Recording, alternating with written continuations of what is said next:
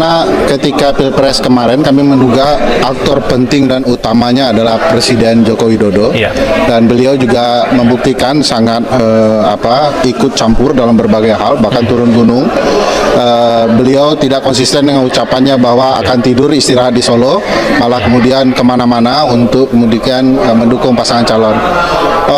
Modusnya sudah kami baca jauh hari sebelum pilkada, misalnya dengan pembubaran KASN. Motifnya apa? Karena KASN itu sangat menentukan di dalam berbagai proses pemilihan, terutama untuk memastikan netralitas ASN, dan pelakunya dalam pembubaran itu adalah Presiden Joko Widodo. Itu titik mula kita mencurigai bahwa ini akan motifnya akan sama dengan menggunakan kekuasaan. Bahkan dari data kita yang sederhana baru masuk, itu memang ada berbagai keterlibatan institusi tertentu, terutama aparat penegak hukum yang terlibat dalam berbagai upaya mempengaruhi hasil. Dan langkah-langkah mereka juga tidak sesuai dengan ketentuan dan peraturan yang ada. Misalnya tadi saya sampaikan ada surat edaran melarang bansos. Faktanya bansos meskipun surat edarannya sudah keluar masih tetap dilangsungkan, dan format regulasinya juga salah karena perintah mahkamah bukan surat edaran tapi peraturan. Jadi ada semacam kesengajaan untuk membiarkan berbagai kecurangan bisa terjadi, dan itu juga dilengkapi oleh data-data baik dari masyarakat maupun yang kita temukan. Nah, bicara mengenai Pilkada Jakarta gimana?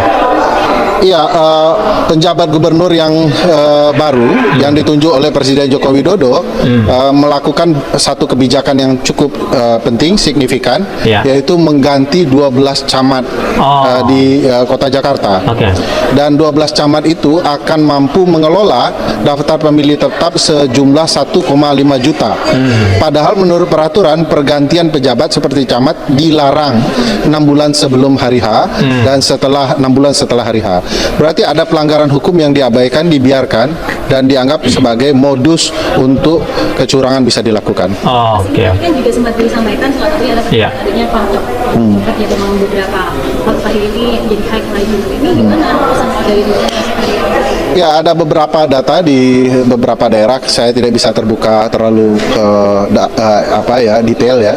Data itu menyebutkan bahwa peran institusi kepolisian sangat menentukan, bahkan mereka melabrak beberapa peraturan yang mestinya tidak mereka lakukan. Misalnya menentukan daerah yang bisa dikatakan genting di masa pilkada, indeks kerawanan pemilu versi Polda Banten misalnya, atau versi kepolisian lain, itu sebagai alat pembenaran agar polisi bisa turun di wilayah-wilayah tertentu yang diduga dilakukan kecurangan.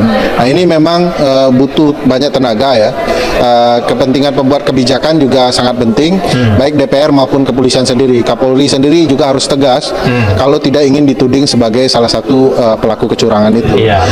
DPR juga harus melakukan evaluasi, melakukan pemanggilan ya, bisa melakukan interpelasi bahkan untuk menyelidiki apakah kemarin PKS bilang bakal cewek-cewek pilkada Jakarta.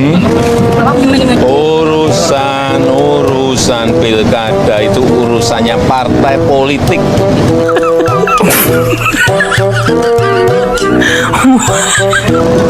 Urusan mencalonkan itu juga urusan partai politik. Saya bukan ketua partai, saya bukan pemilik partai. Jadi jangan ditanyakan kepada saya.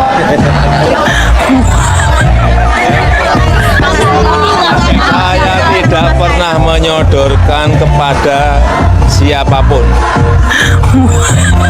Pada partai juga tidak pernah, tanyakan ke partai-partai. Ya. Apakah sudah ditetapkan oleh pemerintah untuk jadwal pilkada Pak? Tanyakan. Oke teman-teman, kembali lagi bersama saya di channel ini. Teman-teman, pasti kalian sudah melihat cuplikan video di atas bahwasanya Jokowi benar-benar licik ya, apapun demi keluarga, dinasti, kekuasaan, dan anehnya Jokowi tidak tahu malu. Ya, hancur pendidik tingkat nasional ya, terang-terangan berbohong, sungguh memalukan. UGM atas memalukan. Nah, dari pertama sampai periode kedua, saya mati-matian sampai mengeluarkan uang demi mendukung Jokowi. Ya, sejak pencalonan Gibran Cawapres, baru sadar sayalah orang paling bodoh di dunia ini. Ya, Tangkap dan Buil, rektor, wakil rektor, dan staf UGM sudah membantu kejahatan dokumen ijazah palsu yang memalukan dunia pendidikan ini. Nah, pecat dan penjarakan rektor UGM tidak punya integritas, ya. Yang memberikan ijazah palsu harus dikenakan undang-undang pemalsuan, akan dicatat hukuman penjara. Ya, udah terlalu banyak masalah yang nggak benar di masa jabatannya, harus juga diadili. Nah, rektor UGM nggak pantas menduduki posisi rektor. Ya, ilmuwan seharusnya memiliki sifat jujur, tapi ini sama dengan sifat Jokowi pembohong dan gampang diperalat. Ya, jangan jelas kecurangan yang terorganisir, aparatur hukum dilibatkan demi menghalalkan berbagai macam cara. Nah, hancur negara ini jika kecurang dihalalkan oleh rezim Jokowi. Ya, banyaknya kasus yang dilakukan oleh Jokowi, tapi sayang Pak Prabowo tidak tegas untuk menindaknya. Karena Pak Prabowo terhutang budi dengan Jokowi, sungguh miris dengan situasi negara ini. Nah, teman-teman, Pak Prabowo segera terbit dan peraturan presiden apabila ada kecurangan pada Pilpres 2029, hukuman penjara 30 tahun. Ya, keadilan harus ditegaskan, ya, setegas-tegas hukum. Nah, si Jokowi dah sering berbohong munafik, ya, si Raja Ngibul, atau bisa dikatakan masih ada orang yang percaya sama si Jokowi. Nah, kalau masih ada partai yang menghormati dan menghargai si Jokowi, pasti orang-orang itu orang bodoh, ya. Nah, bila saya haus kekuasaan sampai ijazah palsu buat menjabat orang nomor 1 di Indonesia. Nah, karoplak pelaku pembohong publik, ya, kroco-kroconya juga koplak. Ya, apa sih yang bisa dipercaya dari Bang Jae? Dialah manusia munafik yang harus dijauhi. Nah, kembalikan nama baik Lisa Al yang sekarang masih dibungkam, ya. Yang cerdas terus semangat maju terus Bang Rismon, Paroi, Dr. Tifa yang cerdas-cerdas jempola semangat terus.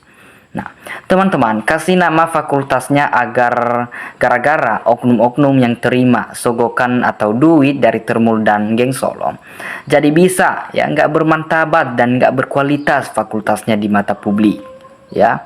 Nah, yang semoga oknum-oknum tersebut cepat berhenti dan diselesaikan secara hukum, ya, biar tidak semakin jauh lagi perbuatan kepada publik atau rakyat Indonesia. Nah, jangan lagi mengalah dengan kehancuran bangsa. Sudah saatnya bersatu untuk nempelkan siapa saja yang perusak dan pendukung Joko Widodo. Ya, sampai mati Jokowi tetap jadi tukang ngibul, penipu sangat licik di negara kita ini. Nah, pecat saja yang ikut manipulasi ijazah Jokowi yang kuliah setengah mati untuk didapatkan kelulusan. Ya, nah, semua sudah hancur, akan lebih parah kalau yang sekarang pura-pura nggak tahu. Ya, urat malunya Jokowi tidak ada. Mantan presiden pembohong yang pernah ada di Indonesia ini sangat memalukan. Ya, benar-benar yang bilang KGB lagi berkembang di negeri ini. Untuk itu bagaimana kekompakan rakyat, ya, untuk mengantisipasikan KBE gini. Ya, rektor UGM wajib diganti karena NTT bisa lagi terjadi ijazah-ijazah palsu diperjual belikan, cukup Jokowi yang jadi bukti, ya. Nah, 100% ijazah yang dipegang Jokowi itu adalah ijazah yang diakui milik Jokowi. Itu bukan milik Jokowi, ya, tapi milik bapaknya Dumatno, ya, Bapak Enta, ya. Dumatno adalah suaminya Idayati, adiknya Jokowi, ya, Usman disandra, ya, Jokowi untuk dijodohkannya dengan Idayati. Nah, Usman dijadikan adik iparnya KWI agar menangkan Gibran Wapres, ya, dengan harapan tahun 2029 atau sebelum tahun 2029 Prabowo didekudeta, kursinya direbut Gibran atau Kaesang, sedangkan suaminya Idayati matinya juga tidak wajar karena ada udang di balik batu, ya, sebab ada orang yang ingin merebut ijazah almarhum.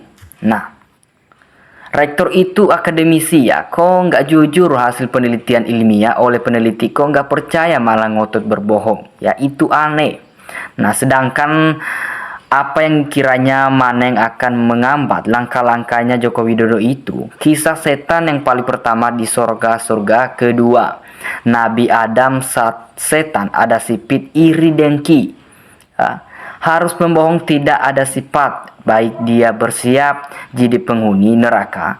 Kalau pemimpin ya hanya si Jokowi yang mantan presiden dihina dan dibully seperti binatang oleh rakyat. Nah, teman-teman jangan tanya kepada saya karena saya gojalis alias golongan Jawa Linglung sama dengan guru saya Pratigno Akademia Lingu ya. Prabowo tetap boneka Jokowi, sulit lepas dari hidup Jokowi, hidup atau Jokowi. Nah, bahasa meyakinkan rakyat tapi kenyataannya rakus kekuasaan dan selalu berkeliaran ke instansi yang berwenang untuk meminta bantuan dukungan agar terus untuk berkuasa dan melindungi dirinya agar tidak terjerat dan ketahuan bohongnya. Nah, tentang ijazah palsu secara seperti dengan film sinetron ya, yang selalu mengorbankan orang lain ya. Nah, awasi Jokowi dan Rektor UGM juga ternaknya rakyat biar gak kecolongan hati. Mereka melarikan diri ya. Kami siswa-siswi Jelesman Jokowi is deadbeat dan merane tidak pejabat blender bisa ngomong tuh karena Anda bukan pejabat ya. Nah, teman-teman udah terbukti ya bahwa si Joko Widodo itu raja ngibul ya. Jadi Indonesia dan pemimpin kedua paling korup di dunia. Kok masih ada yang percaya? Kan itu penyakit iseng paling berat di kalangan ya. Nah, segelintir rakyat Indonesia makanya sesiapan saja yang jadi termul itu wajar ya dikenakan tindakan paling berat tidak kira siapa ya.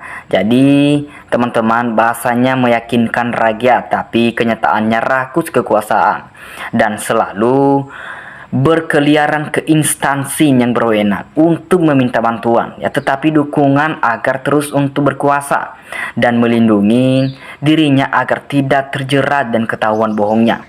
Tentang ijazah palsu, syarat seperti itu adegan film sinetron yang selalu mengorbankan orang lain.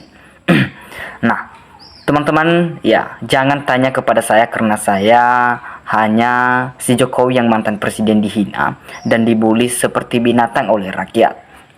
Ya, jadi 100% ijazah yang dipegang Jokowi itu ijazah palsu ya. Jadi rektor itu akademisi kok nggak jujur hasil penelitian ilmiah oleh peneliti. Nah, teman-teman, dimanapun kalian berada, kasih tanggapan kalian di dalam komentar. Terima kasih, salam NKRI, harga mati.